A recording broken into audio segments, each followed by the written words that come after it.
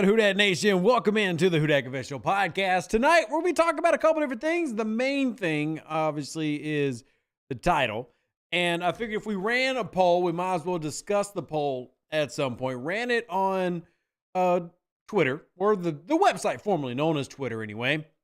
And results might shock you. All right, don't worry, we're not going to just like prolong that. But I do want to get everybody in here. First, we'll say a big thank you and Who Dat to those who are here. One, appreciate y'all being here. Two, love y'all. Think you're amazing. And three, hey, the Pelicans won. Did y'all see the Pelicans actually won another game? That was nice. Now, if they could do it consistently, that would actually be fantastic. But they did win another game. And then they, lost the game. But they won recently against Dallas. It was nice. Hopefully we get back consistently doing that. Anyway, Who Dat to Creole King, James Griffon, Gundam, Matthew Penn, Jay Ortiz, Nikki DeFish, Lester Shipman, and everybody else coming in early on the live stream. Good to see y'all. Hopefully, y'all have been having a great week so far. And if you've been paying attention to the NFL, this is obviously our bye week, but that doesn't mean you're not paying attention to other games. The Bengals play the Ravens tonight. I'm rooting for the Bengals just because, well, dang it, I like the Bengals. I'm not going to lie. I'm Joe Burrow, Jamar Chase. Can't help it. But you do have the Cowboys taking on the Carolina Panthers this weekend. Obviously, that affects the New Orleans Saints. The Lions playing the Bears. You'd be rooting for the Lions there. You need any NFC team to basically lose. Chargers playing the Packers. Obviously, you want the Packers to lose. Texans playing the Cardinals. Go Texans. Then you also keep it on moving. Seahawks and the Rams. Interesting one. If you're going for who to root for, probably the Rams here because you need as many NFC teams with positive records to lose, but that would also bring the Rams closer to that wild card. You got the 49ers and the Bucks rooting for the 49ers, bar none, hands down. That is in San Francisco. And then Atlanta is also on a bye with us. Then you have Eagles, Chiefs. I don't really think it matters for us if Eagles, Chiefs win. You also have Broncos, Vikings, and you're going to want to root for the Broncos simply because you probably have the Lions win in that division. So you need as many NFC teams, again, to lose. Then Commanders are taking on the Giants. That one you probably want the Giants to win. Now let's talk about this poll. Ortiz, glad you're enjoying the film studies. Didn't have internet today, so didn't get to work on one for tomorrow, but I do still plan on putting out another one tomorrow. We try to do 2 a week, plus I already gave an extra video this week. So lots of content. But the result of the poll was right under 3,000 individual Saints fans responding, which for one, that's incredible. Let me just say that the Who Dat Confessional community is insane. Y'all are amazing. Thank y'all for sharing this out, and thank y'all for following on Twitter as well. That's really dope. But Jameis Winston, in terms of the fan vote, won 51.3% to 48.7%, which is a lot. I mean, that basically means 1,500 people preferred Jameis Winston. And again, it's, one of those where you have that many people, included, and you have that variance in the results. It's clear that you have controversy on the team, right? And credit to Nick Underhill for being able to field this with a little bit more of a level head than I would, because man's been getting just beat up with not willing to commit to a lot of what the Saints fans are. And when I say that respectfully, because Saints fans are very upset with where the team is, to the point that it is being lost where they are. And what I mean by that is frustrations, I think, are all valid. I think the Saints fans being frustrated with the defense regressing, with the offense not living up to the personnel potential that we believe they have, etc. Saints fans are calling for the heads to roll. And hell, I've said it. I don't believe in Dennis Allen or Pete Carmichael. But at the same time, Nick's right. You are in first place in the division. The goal is to make the playoffs. And the Saints only will make a change if they truly believe it's making them better. And as a fan, that's got to be incredibly frustrating. This could if it happens, I'm not saying it will, but if the New Orleans Saints win the division, this will be honestly, it'll be the worst playoff team I've ever seen the Saints field. If it happens, I'm not even saying it's going to happen. And I know that there are some Saints fans who've been around longer than I have, but I would say that based on what I've seen in 10 weeks, if this New Orleans Saints team made the playoffs, it's the worst playoff Saints team I've ever seen in terms of how they've been. Can I say the roster is that terrible? Honestly, no. I actually really like the pieces on this roster. But if this team makes it to the playoffs, this is worse than a Haslett playoff team, which that was the 2000 team. I remember that as my youth. This team is definitely playing worse than that. By the way, that team was top 10 in both defense and offense. We forget about that. But yeah, this would be worse than any Sean Payton playoff team. And that's assuming nothing improves from what we're seeing, right? Now, Lester says, is this team worse than last year? And for that, I would say no. It's pretty simple for me, the logic of why this team is not worse than last year, but last year wasn't a playoff team. But that's just because you are 5-5 now, and you were 7-10 last year. Now, 10 games into the season, and I think it is important to compare last year to this year. 10 games into the season, you had won 3 games. Yeah. Wasn't pretty, ladies and gentlemen. Wasn't pretty. So you start off 3-7 and compare that to now. I mean, what would I pick? I think you start off 3-6 and then you won your 4 because you had the bye week at like week 6. So you were 3-6. So let's just say 4-6. You know, you're definitely in a better position now because you're winning more games. Now, at the end of last year, you went on a winning streak, because last year, remember, we won the last 3 of the last 4. And then you had that loss to Carolina, which would have been 4 in a row. And like there was and we talked about it on the podcast, there was an improvement to this team as a team. And in terms of like, was the schedule easier? One, I don't think the schedule argument matters. The reason I say that is, who remembers the strength of schedule 10 years from now? 20 years, 5 years. Nobody does. Last year, what was your schedule like? Well, you lost to the Vikings last year. Sounds similar to this year. You lost to the Bengals, another good team, right? You lost to the Cardinals.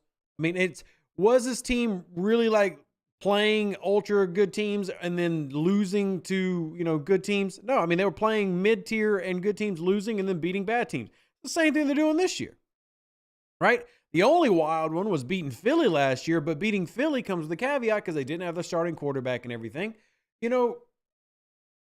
Schedule to schedule, yeah, I don't worry about it. I mean, hell, the Saints, one of the best playoff teams they fielded under Peyton, came with a schedule that was softer because anytime that you finish lower in the division, the next season, because last year they were 3rd, that means that you're going to play weaker opponents. That's just how it is by design. And that's not the first time that's happened to the Saints, right?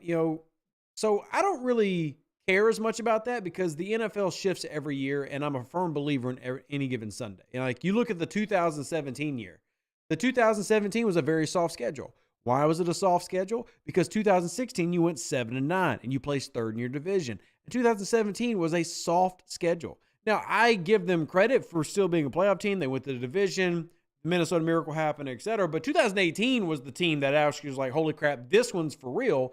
Because they were coming off a first-place division placement, playing the best teams in the NFC, and still won 13 games.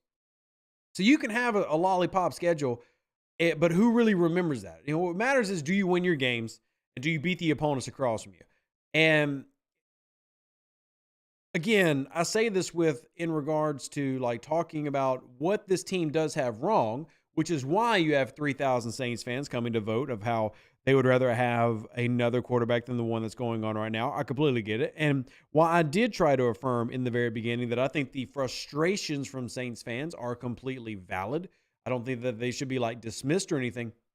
But then at the same time, you're still in first place. With a division that, again, Bucs playing the 49ers, Bucs could win that game. And if the Bucs go 5-5, they actually do move into first place this weekend. But if they lose to San Fran, drop to 4-6, and then you come into week 12, off the bye week, you're going to Atlanta, you are the better team, and they have a less mobile quarterback than what you just faced in Josh Dobbs. So hopefully it doesn't end up the same way. I'm not trying to say, my point is there is a duality here where both sides are correct. You are the number 1 team in your division, and you absolutely can't start making grand changes because this is what got you to first place. But at the same time, if you're out there like really frustrated with kind of how things are, those are still like very legitimate frustrations, and you have reasons to want them and to have them, right? And it's so crazy because we're talking about a team that can very legitimately go to the playoffs. At the same time, it's also from the same people, myself included. I don't want Dennis Allen as the head coach just because I haven't seen enough to believe in him. But more than Dennis Allen, I want Pete Carmichael moved. And you've also got analytics Twitter, which has really started to come down on Pete Carmichael lately. And I try not to ride a wave. Now, I've been saying this for a while, but just to put it on the screen so that y'all can see, the analytics folks out there, advanced analytics, of course, is always subjective. So when you see this graph, take it with a grain of salt. But if you're watching, you can see Pete Carmichael going throughout the first 10 weeks of the season is the worst rated offensive coordinator in terms of using things like RPO, play action, motion, screens. He does not use them look at him compared to the entire rest of the league. Now, for those who are listening, not only is he in last place, we're talking dead last, like nowhere close to anybody. He's the literal antithesis of Mike McDaniel over with Tua and the Miami Dolphins. Completely opposite ends of the spectrum. And these are things that are continually getting pointed out, by the way, by analysts and fans and media. Dan Orlovsky was talking about today that the good teams in the NFL use these things and the bad teams don't, and there is a consistent trend. There is a reason that Pete Carmichael's at the bottom, but also O'Brien from the Patriots is at the bottom. Matt Canada is towards the bottom. There's a reason those folks are there. But hell, Arthur Smith and his Atlanta Falcons use these things more than the New Orleans Saints do. But all of this said, like all these negatives that are 100% accurate, you're still in first place and you can't throw it, right? You find a way to get better. And that's the tricky part of where all this comes in, because you do have to find a way to stay king, as Canal Street Chronicles put it, the king of Trash Mountain, right? 007 says anybody that is satisfied with 50% in this class would be happy with us. Look, first, don't say stuff like that, 007, the second part that I didn't repeat. Second off, look, man, again, it really comes down to context, because I get that this is a weak division, and I get that the New Orleans Saints are winning a weak division. But at the same time, how much of that context do we ever remember long term? Like, I'm asking, like, legitimately, because I'm not trying to, like, make an excuse for anybody, right? But all the way back, again, I bring up the 2017. That team, strength of schedule, was very weak because they were coming off being 7-9. Same thing that the New Orleans Saints are. So they played the Vikings, the Patriots, everybody in the division, the Dolphins. The Dolphins were not who they are now, obviously, back in 2017.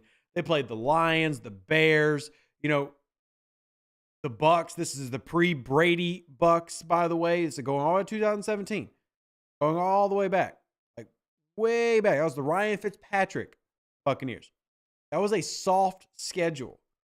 And they dominated. And who did they struggle against? They struggled against the Los Angeles Rams that year, who would end up winning the NFC West. Obviously, they had a really good season. You lost a game to the Falcons. Then you lost in week 1 to Minnesota, and then would lose to Minnesota in the divisional round. But that was coming off, again, a weak schedule. You win what you win. Now, 100% quickly agree. That coaching staff, way better than this one. That's not even close. I'm simply pointing out that nobody typically remembers your strength of schedule 5-10 years down the road. And remember, did you make the playoffs? Did you win in the playoffs? And did you improve as a team? And that's what you need to see the team do now. They're 500, but we kind of knew that coming in. Like when we looked at this team moving into this year, I mean, I realize that some people are going to say 13 wins, but what were a lot of us at? 9-10 wins. We talked about that. Like, if you're barely over 500, you win this division. And the goal is to get to the playoffs, and that's winning the division. Sure, you can even wild card it, but again, just like I bring up the standings, this is after the New Orleans Saints dropped that Minnesota game, and they didn't even come close. That game wasn't even close. But Washington, worse record than you. Green Bay, Chicago, Tampa, Atlanta, Carolina, Rams, Arizona, all worse record. San Fran and Seattle are 6-3, so they're literally only one game above you. Minnesota has kind of a game and a half because they'll have a tiebreaker on you, so they beat you. But Dallas is only one game ahead of you. Again, key is, how do you find a way to win with what you have? And that's the difficult thing that New Orleans has to figure out, and that, I will continue to throw ideas at. I do think that things like a play caller change or a quarterback change could give the spark that's needed to push this team into better than consistent mediocrity. That's what I feel. And Nikki says, it's just that I have a low degree of confidence that Pete and Dennis will be willing or able to make the tweaks to help the team. And see, that's exactly kind of where I'm at, right? So when you look at it from that perspective, you've got to hope that something moves away. Timekeeper says won't ever get a schedule like this again, and we're wasting it. And see, now I'll say this, Timekeeper, again, strong disagree, because this is not going to be the only time that the conference sucks or the division sucks. Again, this is just a byproduct of you doing bad last year. And as we just said, like the 2017 Saints had that. And if we want to be completely honest, y'all, 2006 team greatly benefited from the awfulness that was 2005. It's one of the reasons they were able to make such a big push in 2006, because they were still trying to put things together in 2006. Like, we're talking about, like, if you go back, I know we got to go way back in our memory banks, but like beating the Cleveland Browns in week 1, and when you barely beat them, that 2006 Cleveland team won 4 games all season. Like, they were a bad team. Like, you took advantage of a soft schedule then too. It's, and I'm not trying to make excuses for this team. That's not what I'm saying. I'm just saying that soft schedules happen. You got to win your games. I'm not denying that. I'm saying, like, this isn't a one-off opportunity that'll never come again, right? Now, you 100% need better coaching. If you're going to stick with DA, because I'll say this, man, good to see you, DJ Twigger. If the Saints go to the playoffs, DA's not going anywhere, right? Clearly not going to happen. If the Saints make the playoffs, they're not firing DA. I know we might want that, but it's just not going to happen. That doesn't mean a change can't happen at offensive coordinator. And I think as long as this continues, where we keep talking about things like Pete Carmichael, and it's not like an opinion thing when you can literally track the fact that he's not using play action. And this is every analytics site, right? Pro Football Focus, Ross Jackson put out that, talking about how the Saints are like, second to last in the NFL in play action, period. Carmichael, in terms of RPOs, play action, motion, and screens, uses them the least out of everybody, but not only the least, he's like the only person down in like the 30% range. It's incredibly low, whereas Mike McDaniel is in the 90% range. Shanahan, Andy Reid, Sean McVay, O'Connell with the Vikings, all of them are doing good over 60%, so over double what New Orleans does. And as stupid as it might sound, I think is something as simple as the New Orleans Saints offense simply using motion, play action, etc. more. Like, if they literally just doubled the amount they were doing, just speaking in terms of raw number, this offense would look better. If that was the only change they made, not even changing the concepts, as in like the stupid double mesh stuff that he'll do that I've complained about. If all they did was literally start running play action more and literally using motion more, I think the offense would improve. Even if you didn't even change the play call sheets. Call the same plays in the same order, but add in play action and motion. I think the offense would improve. It's just, can you convince them to do that? Because you'll see Pete Carmichael get asked this by guys like Nick Hill in the press conferences. They'll be like, yeah, this is what it does. This is how it can be very useful, and then simply doesn't do it, right? And that's like, if you really want to help out Derek Carr, who, as a reminder, in the poll that we ran on Twitter, 3,000 Saints fans, Derek Carr actually lost the vote. Most people saying they wanted Jameis Winston to start. Derek Carr's biggest thing, both with the Raiders and historically, he does extremely well with play action. Like, extremely well. That's how some of his best stats. That's where he gets a lot of his, like, positive plays. And yet, New Orleans doesn't do it. That's like the key thing for them. He ranks very highly using play action and always has, and they never use it. Now, I'm not making an excuse for Derek Carr. I'm simply saying that if Derek Carr is who they end up sticking with, which Dennis Allen's made it clear he doesn't foresee a change happening, then you better start doing things that suited to your players. And Derek Carr plays better with play action. Now, he needs to play better just period lately, because obviously he's not played to a super high degree. You're not winning games because of Derek Carr right now. And that's what Saints fans want. Regardless of whether it's realistic or not, doesn't matter. What you want to have him start winning football games for you by himself. If you need to see him do that, you better start catering to him a little bit more, right? BI says, no way we miss the playoffs if all we have to do is win 2 more games. Beating the Falcons almost guarantees a playoff spot. Now, I won't go that far, Beehive, but I will say that the New Orleans Saints, if they win 8 games, which means they could go 8-9, they probably win this division. Probably. Now, should they be a playoff team? Well, there's definitely that argument that a lot of people like to bring up that divisional teams should not guarantee like a home spot and stuff in the playoffs. Personally, I like that format. I don't think it should be just the top teams by conference in terms of record. I do think that division should play into it. But yeah, if you've got a mid-tier quarterback, and I think that both Jameis Winston and Derek Carr fall in that category with a bad play caller. And again, and it's not even taking my word for it anymore. I've been complaining all season about it, but everybody's talking about it. I've talked about how Marcus Spears brought it up on there. I'm showing you now how the analytics crowd, this is FTN Network and Patent Analytics putting this out, putting him at the very bottom in terms of how he's using things. You're going to make everybody look worse, right? And at some point, accountability, we talked about this in previous weeks, who stands up and is accountable to this team and makes the change when it's needed? Jerry says, with this team, we may not sniff the playoffs the way we're playing right now. Well, that's the thing, Jerry. Like, the way they're playing right now has made them 5-5, and it's so crazy because as awful as they've played at times, man, they've also played well. But I said it the last show, they've still not played offensively as a unit. Like, I've yet to see a game. They had one game that came close, Indianapolis. But I've yet to really see a game where this team was like consistently playing as a unit offensively. And then defensively, we haven't really seen that since the first 4 to 5 games of the season. And they've been kind of like trickling in a negative direction, especially that pass rush. That pass rush has been a problem and not in a good way. Like the pass rush has been a legitimate problem. So if you're looking for the New Orleans Saints to improve, it's tough to see it, man. But you still root for it. Jay Ortiz says, maybe Carr needs the Sean Payton McVay 15 seconds of earphone instructions of where to go with the ball. Doubt Carmichael does that. Remember how Goff needed that in L.A. I think that Derek Carr, even if he does need that, what this team needs more than anything is to stop being transparent, right?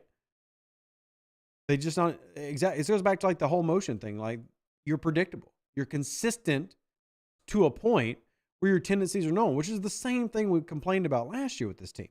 And I get what you're saying, Jerry, in terms of like being realistic. I'm just also pointing out that your division is terrible. Like it's not like the Saints have lucked into first place. The Panthers are bad. The Atlanta Falcons are bad. The Bucs are underperforming.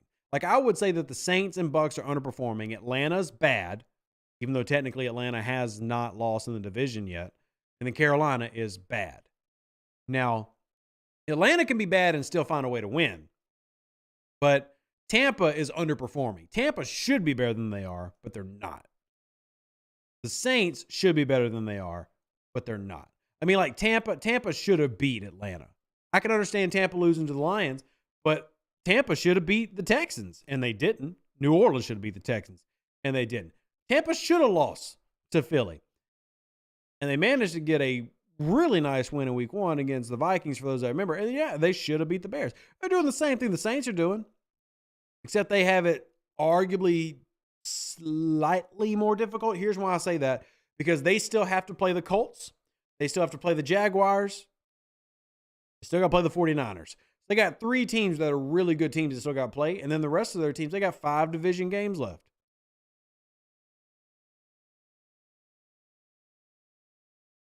So, Jerry, I mean, the way that it is, realistically, New Orleans they're still on the route.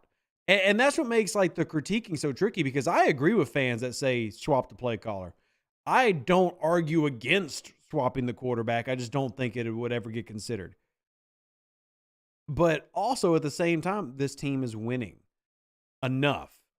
And it's got to be, as a fan, the most frustrating type of winning I've ever experienced. I can't really say that I've experienced something like this before, where everything's such an unknown. It's really weird. It's really weird. Anyway, let's get to chat because I appreciate chat. Lester says the OC predictable and has vanilla play calling. I agree. Lester says they need to force him to watch film so he can get through his head to read the whole field. Again, for as far as even Carr goes, at this point, screw the reading the whole field. Just start doing play action. Just start adding in motion, which motion helps quarterbacks identify pre-snap what coverages are. You can at least get a man versus zone designation, and that helps a little bit. It makes it easier for you, right? Like, it just makes life easier. It's not even a fix-all. It's literally something that makes it easier for whoever your quarterback is. You got to give it a try, right? Hemi says, here is what I'm worried about. Will Mickey Loomis make a change at head coach regardless of the team winning the division, or tell DA to make changes? It's possible he tells him to make changes, but I'll be honest. DA makes the playoffs, I would put it at 0.1 chance he gets fired. Now, offensive coordinator, it's not like they didn't even consider it this past offseason. I can't see how they don't, for sure make a change this offseason no matter what. I would be shocked. It could happen, but I'd be shocked. Ortiz says, it's all cyclical. NFC South was really good back when Ryan, Breeze, Newton were playing. Now, if we are the best of the lows, I hope we are not the worst when it cycles back. Very true. Gundam says, we have a better chance of scoring with Winston. A little tricky, but I'll ride with Winston. And that's what most people voted, right? I mean, I do agree. You have a better chance of scoring. The only drawback is you got a better chance of turning the ball over. And again, this is just, what do you prefer?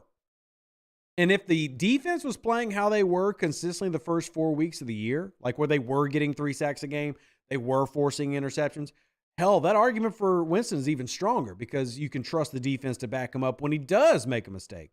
But now the defense is turning in the wrong direction and the offense is turning in the wrong direction. The only thing we got to rely on, special teams, right? So I've been saying for a week now that I'm not going to argue anybody that wants to put Winston there because there are advantages to Winston.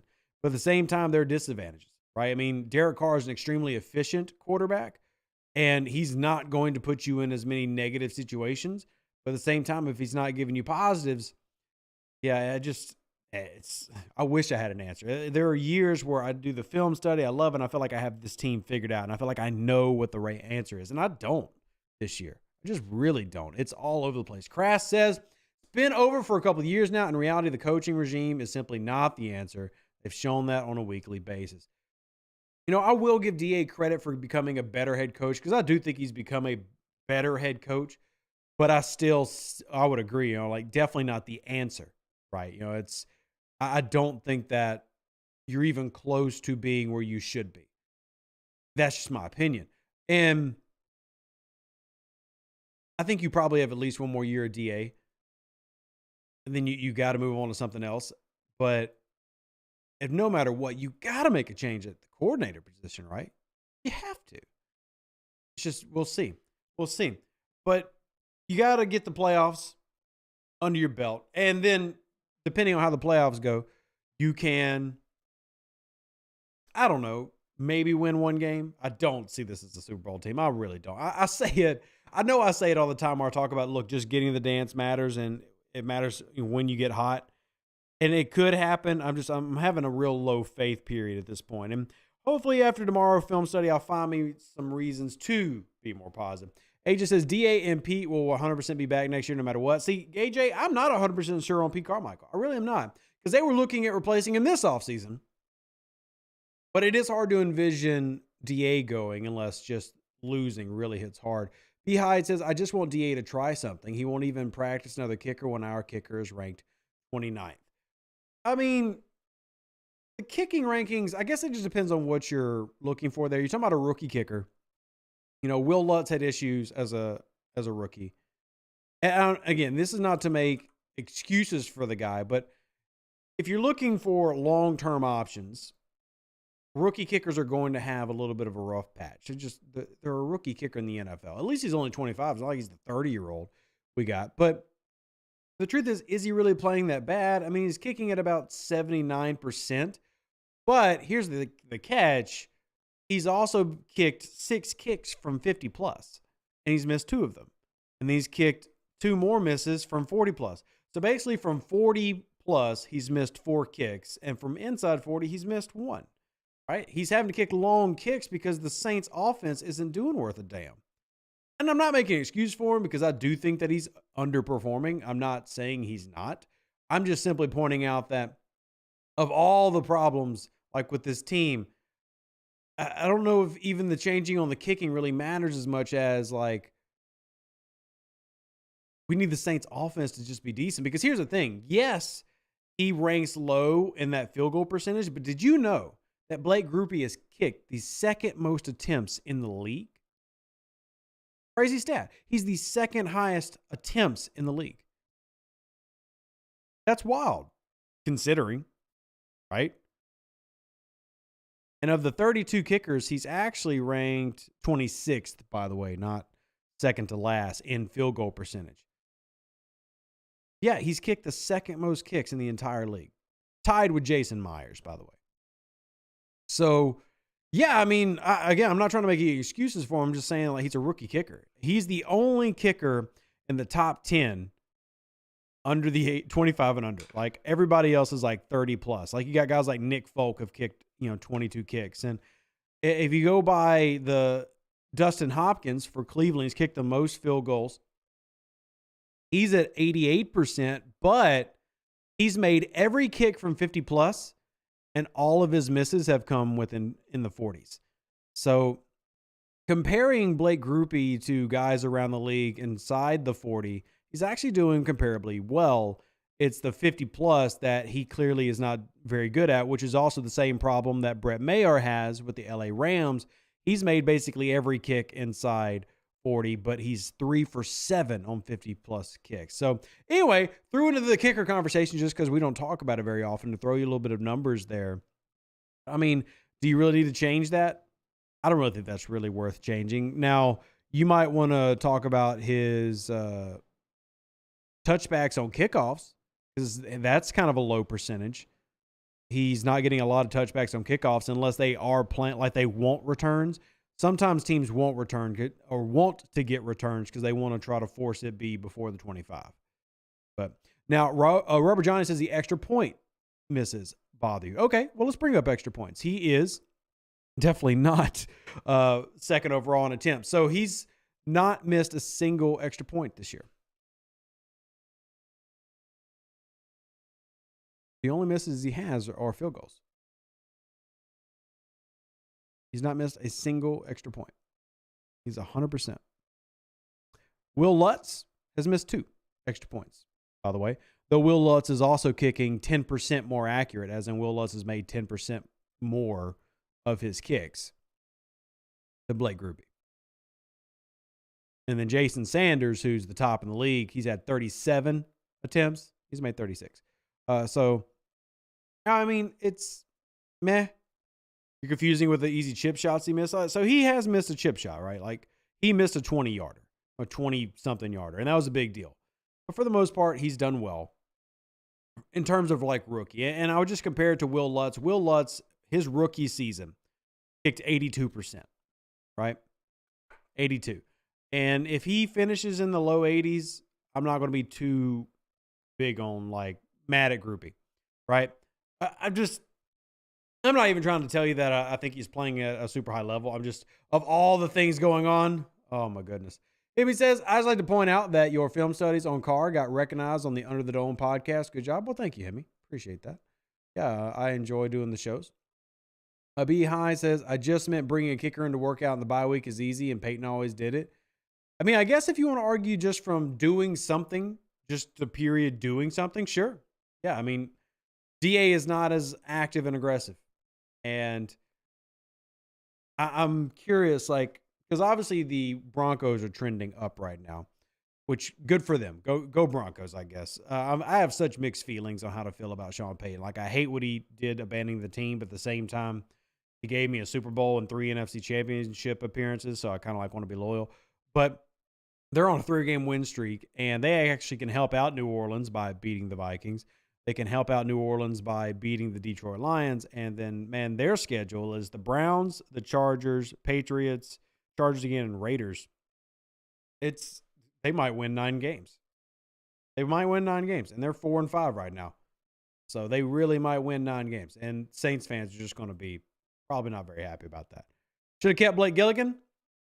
Well, I've definitely not, I've been sour on the Lou Hedley thing all year. He has done better the past couple weeks, and I don't want to just be a hater for the sake of being a hater. But yeah, that decision I think was a miss.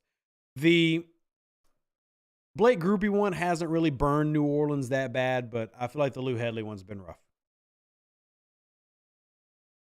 And I agree, Rubber Johnny. I think Russell Wilson is doing better.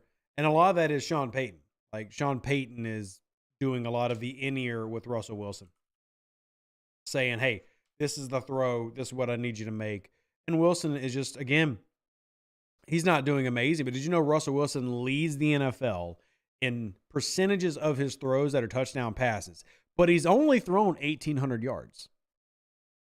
Yet 7% of his passes go for touchdowns. By comparison, that's over double Derek Carr's percentage, by the way. And they have the same, essentially, interception percentage. So he's definitely playing at a higher level than he was last year. He's already thrown more touchdowns than he did last year. So all the trash talk that Sean Payton talked, well, he's definitely gone over there and helped Russell Wilson at 35 years old find himself again. And it's actually Russell Wilson's highest since 2020 with Seattle, that TD percentage. So, yeah, there you go. That in-ear thing. But we don't trust Pete Carmichael to do that for any of our guys. Yeah. But, yeah.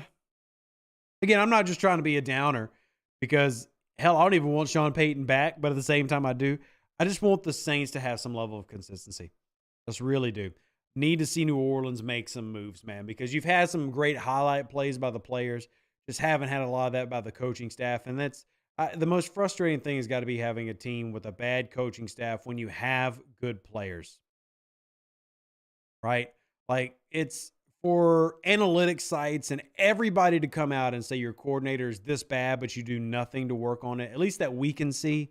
When you come out and your offense is as anemic as it has been and you do nothing to really change that, it's just going to frustrate the fan base. And the fan base has every right to be mad. The only thing I hope is they win all their home games. Just please win at home. So Saints fans can at least see the Saints when you are consistent. At least be consistent at home. Because there's a time where the Saints were a mid-team, but they still won at home. If you're going to win football, at least win at home. At least do that. To give y'all numbers, just because I mentioned Russell Wilson, Derek Carr, 3% of his passes are for touchdowns, so it's literally less than half of Russell Wilson. And Jameis Winston, very limited sample size, obviously, this year, 4.8% of his passes for touchdowns this season. Only a 31% success rate, but obviously those are good numbers. So there's your numbers. Alvin Kamara is leading your team, just to kind of catch y'all up in rushing. But what's wild is Alvin Kamara is actually on pace to hit 1,000-yard season. He's already at 700 yards from scrimmage, and he's in 7 games. Like, he's going to get another 1,000 yards, but his receiving has been off the charts. He's already caught 50 passes. Wild to me. Taysom Hill, 22 receptions this year. Why is that a big deal? Because, dude, the most receptions he's ever had in a season is 22. Even 2019, which that was the year like where I love seeing Taysom do everything. 2019, 2020. He ran, he passed, he did it all. He's doing it even more this year, except for rushing, which is what you would expect to see him do more of. So, again, they've got to get better about being consistent. I'm just saying the same thing over and over and over. Got him said Derek Dalton. I mean, I truly believe that Derek Carr is better than Andy Dalton. But at the same time, I don't know if it's ever been more apparent how much bad coaching can hold a team back. I think that's this team. And you don't have to take Derek Carr out of the equation. I think it's holding everybody back. Chris Olave, for all of his frustrations and issues that he's had on the squad this year, still is at 657 receiving yards. I mean, the dude's on pace for 1,300 receiving. I mean, that's great numbers, right? You've got Rashid Shaheed, who's on pace for right around 1,000. He's definitely improved this year. But you talk about all these guys who've gotten better, and yet it still feels like they're being held back by coaching, and it's consistent. At least it is to me. Lester says, what happens if the fans start to not support or come to games? You think they'll realize they need to get rid of the trash? Nope. I don't think that'll have anything to do with anything, to be honest with you.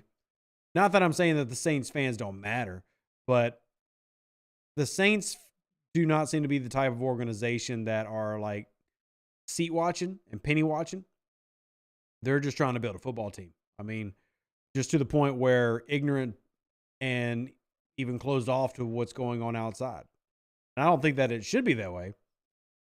I'm just saying that that's what it looks like from here. Robert Giant says, for all the skill Carr has, he seems to have a glaring flaw, which is dumping off quick under pressure. Teams are really exploiting it. Flores brought the house and just shut down the pass. Or hell, Flores has been doing that all year, though, to everybody. That's what they do. If you remember when we did our pregame for the Vikings, we talked about how much they blitz. And they just stuck to their plan. And I got no issue with Derek Carr checking down, but I do have an issue when he misses. My biggest issue, again, I don't care if it's Winston or Carr. I think Pete Carmichael's a big issue. Again, I'm going to put this up one more time. Because it's just it's so crazy. For those who are watching visually, these are all the play callers around the NFL, and the percentage on the left side is how often they use RPOs, play action, motion, and screens. So you'll see, obviously, the better you are is on the far right in terms of like your scoring. And then how often you're using it is further up. Mike McDaniels, very top right. That's the Miami Dolphins. Obviously, he's doing it the most. But the teams that are doing it the most are also typically the ones on the right side have winning records. Like Andy Reid and the Chiefs. Like Kyle Shanahan. Like O'Connell and the Vikings. Now, that doesn't count everybody, but you see Bobby Slowick in there. You see the Lions in that positive curve. And then, very bottom, hiding behind red visually, Pete Carmichael. Last place in both categories. How often he runs things and how much his offense scores. He's dead last. And it's a gap. Like there's nobody even close to him. Like the closest people who are as close to being as bad as him is Arthur Smith. And Arthur Smith still runs more play action. He just has a crappier offense. That's just a wild thing to me. And when are the Saints going to be willing to make the moves needed?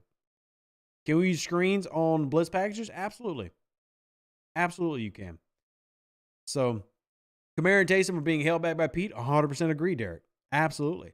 And then you also still have the issue with that D-line not being what you need it to be. And no offense to Jason Pierre-Paul. Signing Jason Pierre-Paul doesn't do anything for your defensive line.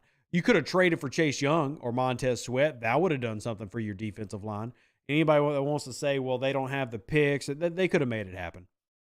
Absolutely. They absolutely could have made Chase Young or Montez Sweat happen. There are picks to be had. There's more than just this year. You could have found a way to add to this pass rush that you're saying now, crap, sucks. Well, it also sucked a month ago, and you weren't willing to look at it then. So Carl Granderson, who is having a phenomenal year, no offense, the rest of the D-line is just not good. Just not. You know, who leads you in quarterback hits? Carl Granderson. And then it's Demario Davis. Demario Davis at 34 should not be your second best pass rusher. Just shouldn't. And again, I'm not trying to be offensive to Cam. Cam's at the end of his rope. I think Cam can still play in the league 2 or 3 more years. He's just not the pass rusher anymore. And he still might hit a point this year because he's actually tied with Carl Granderson in pressures for us. He's probably going to have a spurt that he hits where he's going to get like 5 or 6 sacks. But he's clearly not the guy that he used to be. They need somebody to step up and be a consistent threat on that pass rush. And it's just not there. Carl Granderson does a good job, but eventually, if you've only got one threat, teams know how to handle you. And the New Orleans Saints don't blitz. Dennis Allen, when he came to the league, or when he came to the Saints, blitzing was his thing. And now he's blitzed 100 times in 10 games. He's one of the lowest blitz rates of his entire career. Just not blitzing. And the person he's blitzing the most is Demario Davis. Like Alontae Taylor, 17 blitzes from the corner. That's it. Honey Badger, 5. Marcus May, 5. So 10 combined safety blitzes to come in and try to force some pressure. It's just, you got to do more. And it's both sides. It's offense and defense. they got to do more. Demetrius says, I seriously thought they were going to be able to make a deal for Sweat. They absolutely could have. And they made conversations. And, Mickey Loomis talked about, they made calls. They talked about acquiring players. They just weren't willing to pay the price. And it just, to me, it sends contradictory messages because this team says they're a playoff team. Like, they're adamant that they are good enough, right? And they made it apparent by their signings and what they're saying. But at the same time, if you believe that this team is that team and you're investing in that, well, then you need to be 100% in on it. And if you're not willing to make the changes needed when you get that trade deadline and it's clear that you've got an issue somewhere and all you were willing to do was make a call, but if the price wasn't right, well, then you weren't willing to be all in. AG says Cam hasn't played Atlanta yet. That's about 8 sacks. Look, I would love for that to be the case because it was historically, right? How much is Tyler Heineke going to get sacked? The only shot, the absolute only shot you have at that is if somehow the Saints offense builds a lead. Because here's the thing, Atlanta, they do one thing on that team, and it's run the football. And there's a good damn reason for it, by the way. Look, they have run the ball 311 times, and they've passed at 322. So they're like a 50-50 team. But Bijan Robinson and Tyler Algier combined have over 1,000 yards. Then you still have Cordero Patterson, who is there as another option. And then Taylor Heineke doesn't take that many sacks. Now, granted, he's only played, started 2 games this year. But he just gets the ball out real quick and dumps it off because guess who also has a crap ton of receptions? Bijan Robinson. He's got right at 30, right? And then, of course, they got Kyle Pitts and Jono Smith, who both have 35 catches at tight end. What's New Orleans been getting their butts kicked by? Short tight end passes. So, yeah, you're playing them. But, man, we're going to talk about this next week. There's a lot about this Atlanta team that scares me. We'll see, though. But Atlanta's just going to try to run the ball down New Orleans' throat and win a game of time of possession in a close game. If you want the Saints' defensive line to get some sacks, you've got to find a way to get them to pin their ears back, which means that you got to start making Taylor Heineke throw the football. And in 2 games, he's averaging about 250 yards thrown, and he's completing 55% of his passes. He's not lighting the world on fire. Right, his quarterback rating is 84, which is the exact same as Desmond Ritter's. Taylor Heineke is just older. Desmond Ritter was just not it. Right? Hell, I actually I don't know if I'm glad that Desmond Ritter isn't playing because Taylor Heineke will also take off and run with the ball. But Desmond Ritter was probably more willing to do it, so I guess I'm happier. It's tough to be happy with this team. I need something consistent. That run, you're right, Lester. That run defense better be ready. I need something consistent. Because you just don't know right now, right? It's just, you've seen it happen, but will it consistently happen? Right? And then you got Marshawn Lattimore with this high ankle sprain. And those things can go anywhere from 2 to 8 weeks before you're all, healed up and healthy and ready to go. I still believe in Alontae Taylor, and I love Paul Sadibo and stuff, and the Saints were healthy and just feels like that was wasted. Oof. I can't wait to see what's going to happen, though. I can't wait to see what's going to happen. I appreciate y'all. We're going to be back. Talk about us hopefully winning against the Atlanta Falcons during Falcons Hate Week, which starts next week. We got to wrap up the show, though. Who dat? God bless. I appreciate every single one of you. You're all amazing. I hope you're having an amazing week. And I will see you on the next podcast. Who dat? God bless. Deuces, that's me. Catch you on the next one.